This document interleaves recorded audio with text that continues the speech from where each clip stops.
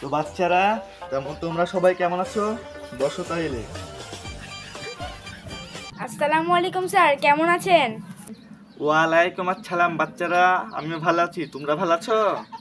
ইনশাআল্লাহ ভালো আছি স্যার।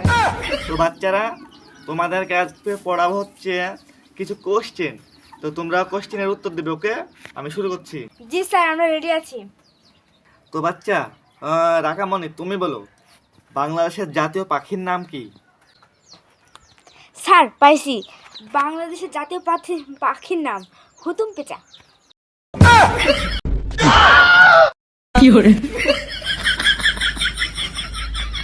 আচ্ছা ঠিক আছে, এবারে বলো বাংলাদেশের জাতীয় ফলের নাম কি? স্যার, বাংলাদেশের জাতীয় ফলের নাম এটা খুবই সহজ। বাংলাদেশের জাতীয় ফলের নাম হচ্ছে আম।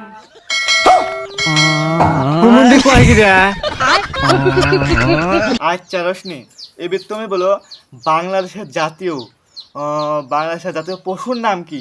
দেখি এবার কেমন পারো তুমি। স্যার, বাংলাদেশের পশুর নাম হচ্ছে রয়্যাল বেঙ্গল শিয়াল।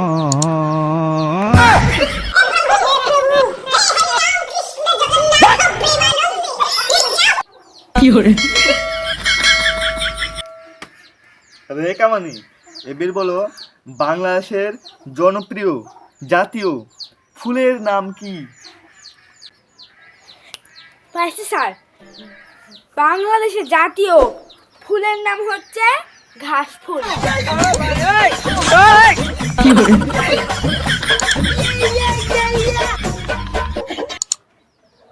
হ্যাঁ রোশনি, তুমি এবার বলো বাংলাদেশের জাতীয় মাছের নাম কি? পাইছি স্যার, বাংলাদেশের জাতীয় মাছের নাম হচ্ছে টাটকা সহজ সরল পুঁটি।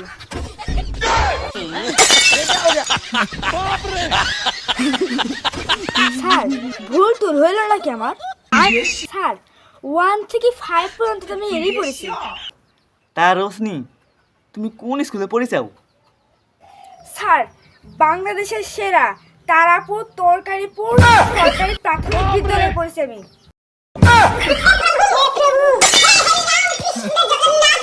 তো রোশনি, এবার যাই হোক বলো যে বাংলাদেশের মানুষের প্রিয় খাদ্যের নাম কি, মানে গোস্তের নাম কি? স্যার, আপনি এটা জানেন না, বাংলাদেশের সেরা খাদ্য হচ্ছে মাংস। স্যার, সেই স্যার।